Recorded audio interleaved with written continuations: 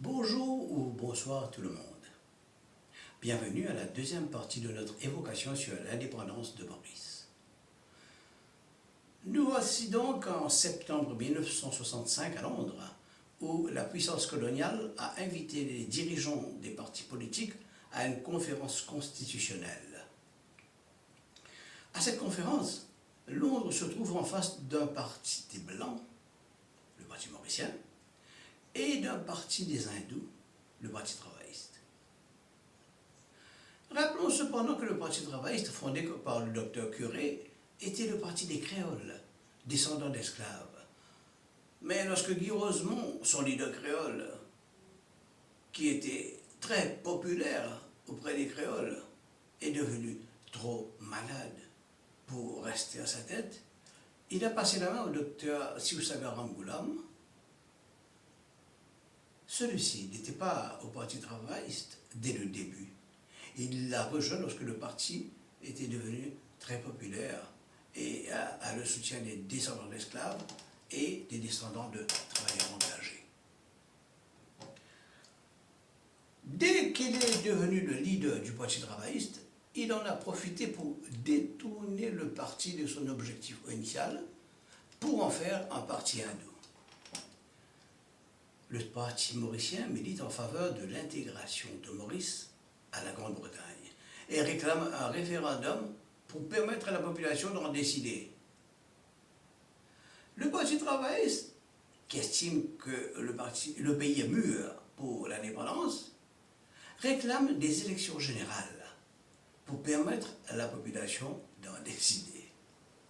Si l'Angleterre décide d'opter pour le référendum, il est certain qu'une très grande majorité de la population, toute communauté confondue, va plébisciter l'intégration, car Maurice est paralysé par un très fort taux de chômage et le pays ne peut pas se développer davantage avec l'industrie sucrière comme unique moteur de notre économie. Tous les Mauriciens voudront alors assurer l'avenir de leurs enfants en s'accrochant à l'Empire britannique.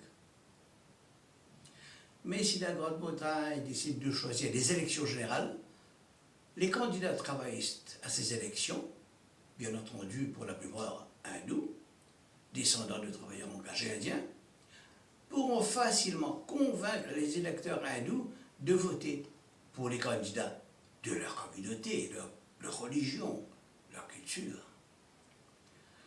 Ce qui permettra alors au Parti travailliste de faire élire le plus grand nombre de ses candidats et ensuite réclamer l'indépendance et le pouvoir. À un moment, au cours de cette conférence, Sir Harold Wilson, Premier ministre de la Grande-Bretagne, invite Sir Siousaga Goulam, le premier mauricien, à une conversation privée dans son bureau au 10 Downing Street. Flashback. Il faut savoir qu'en 1964, un an donc avant cette conférence constitutionnelle, il y a eu une rencontre secrète entre officiels américains et officiels britanniques. Il a été décidé à cette rencontre que l'Angleterre doit accorder l'indépendance à l'île Maurice, mais en détachant l'archipel des Chagos des autres possessions de Maurice. L'archipel des Chagos doit rester possession britannique parce que les Américains veulent construire une base sur l'atoll de Diego Garcia. Donc, avant même que cette conférence a été convoquée, l'indépendance a déjà été décidée. Revenons à la conversation privée dans le bureau du Premier ministre britannique. Cette conversation ressemble au jeu du chat et de la souris. Nous avons un Harold Wilson qui a absolument besoin de l'archipel des Chagos pour l'offrir à son allié américain, face à un Siousaga Goulam qui a absolument besoin de l'indépendance pour faire le bonheur de sa communauté, la communauté hindoue. Wilson dit alors à Goulam: vous pourrez rentrer à Maurice avec ou sans l'indépendance.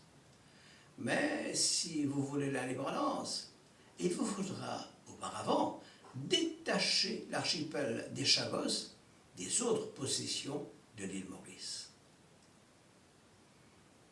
Il ajoute, l'Angleterre aurait pu détacher les Chagos par un autre en conseil de la reine, mais il préfère que ce soit fait avec l'accord de ce Sioussagor.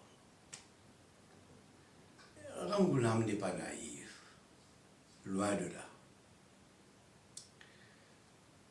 Il a passé de longues années en Angleterre. Il sait que sa rôle est en train de bluffer. Il a passé de longues années en Angleterre où il a rencontré des freedom fighters comme Kwame Nkrumah du Ghana, Jomo Kenyatta du Kenya, Julius Nyerere de la Tanzanie qui luttaient contre l'Angleterre pour l'indépendance de leurs pays respectifs. Donc, il sait qu'il y a une résolution des Nations Unies qui a été votée en 1960 interdisant aux puissances coloniales de démembrer leurs colonies avant de leur accorder l'indépendance. Mais il a besoin absolument de l'indépendance afin de diriger le pays à sa manière. Alors, il accepte de détacher les Chagos pour avoir en échange les élections générales. C'est le moyen sûr pour le Parti travailliste de gagner une majorité de députés au Parlement et alors réclamer l'indépendance. De son côté, Harold Wilson, en tant que Premier ministre du gouvernement de l'Empire britannique, il a l'expérience de la culture politique et sociale des colonies britanniques en Asie et en Afrique.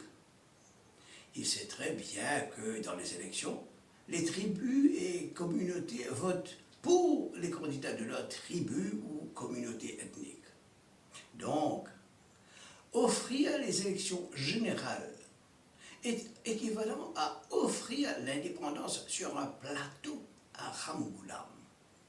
Parce que les hindous sont légèrement majoritaires à Maurice, environ 52%. À la reprise de la conférence, le secrétaire d'État aux colonies annonce, sans surprise, que le référendum a été rejeté. Il y aura donc élection générale. Dès lors, les dirigeants du Parti mauricien ont compris que les carottes sont cuites. Voilà. Merci de votre attention. Rendez-vous bientôt à la troisième et dernière partie de cette évocation sur l'indépendance de Maurice. Merci et à bientôt.